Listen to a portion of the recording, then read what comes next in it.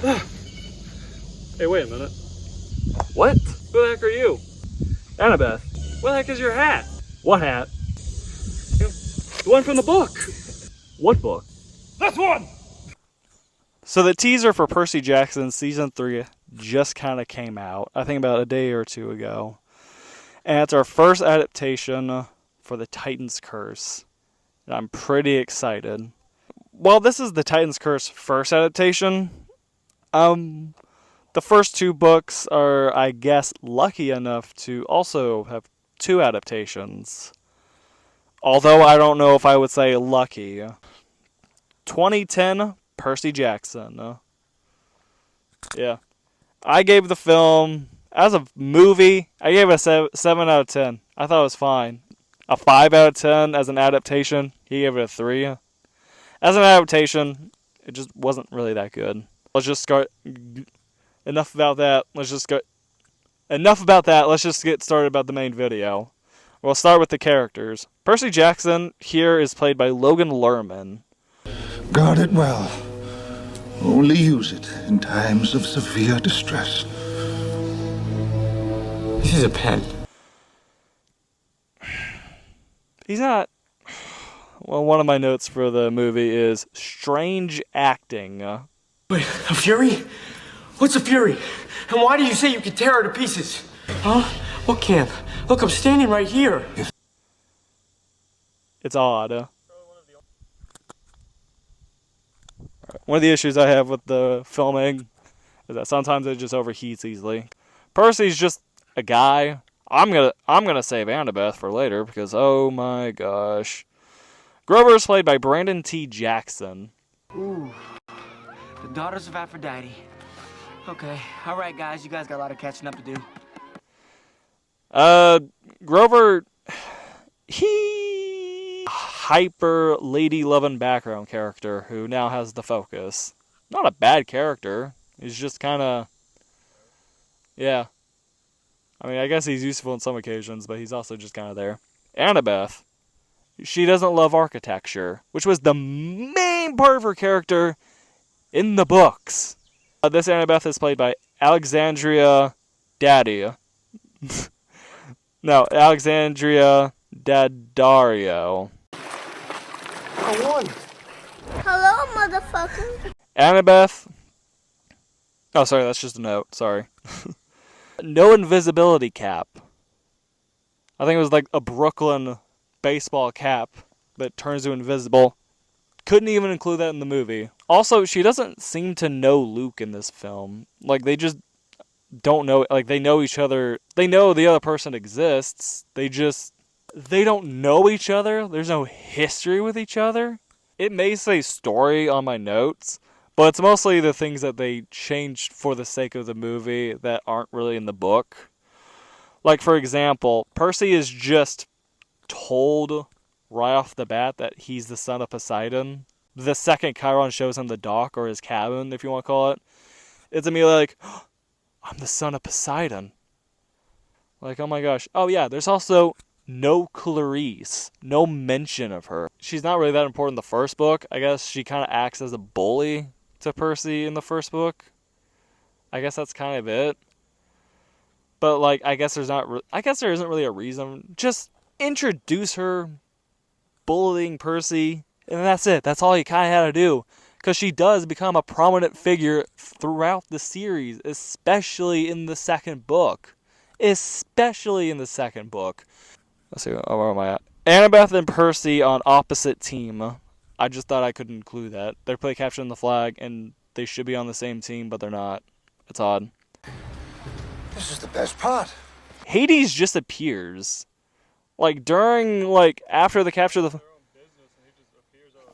Yeah, after they capture the flag, they throw this, like, party or something. That'd be. They just throw a party or something, and then suddenly just Hades bursts from the flames. It's like, Percy Jackson, show yourself. Be a good boy. oh yeah, there's also no oracle. There's no quest. It's not even... A quest isn't even really made. The three just... I mean, Grover and Percy, yeah, they would probably group together. But then Annabeth just shows up and is like, hey, y'all, I'm joining. And at first, Percy's like, none of you are coming with me. I'm going by myself. And both of them like, no, we're going. And he's like, okay, all right, whatever. What's next? Oh yeah, Chiron probably doesn't approve this, but in the scene when they decide to go on the quest by themselves, they're just not even being quiet. It's the middle of the night. People are probably asleep, and they're yelling out their plan. What are we doing here? They also come across Luke playing Call of Duty, I think. I'm not sure. What are you guys up to? And just gives them the quest. I said earlier they don't have a quest, but he basically gives them a quest. For some reason, the Medusa scene, when they first find him, like in the books, they escape after Percy, kind of trashes the bus.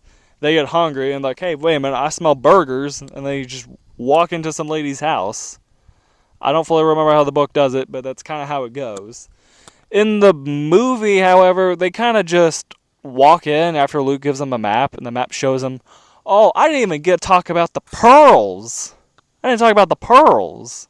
Yeah, that's the objective of the movie, to get Percy's mother back.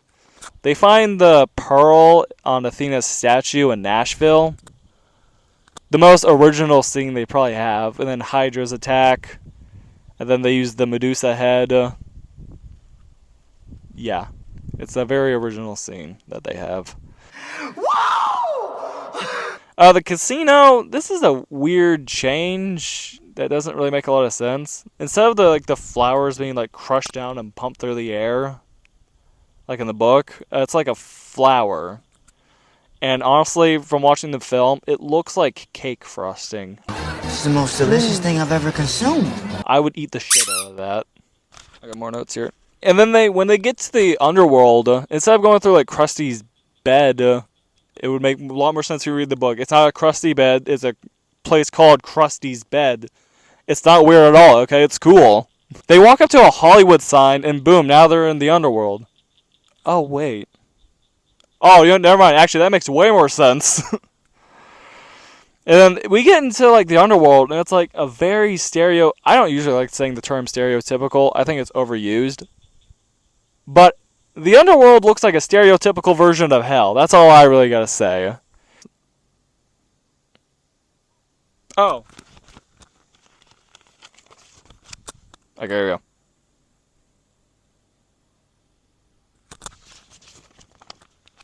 I'm on something else entirely. What's going on here? Oh, they try to. They get on top of the Empire State Building. Luke shows up. And they have a little fight flying like an off-brand Iron Man. And then, Percy decides to be a nice guy and spare him by drowning him into the ocean. Very humane, Percy. Very humane. What are we doing? And then he drowns Luke, and then he returns the bolts. Also, let me just talk about when it comes to Olympus, it's almost exactly how I pictured it. I don't know how you guys pictured it, but it's a lot like how I pictured it. It's a lot like how I pictured it, honestly.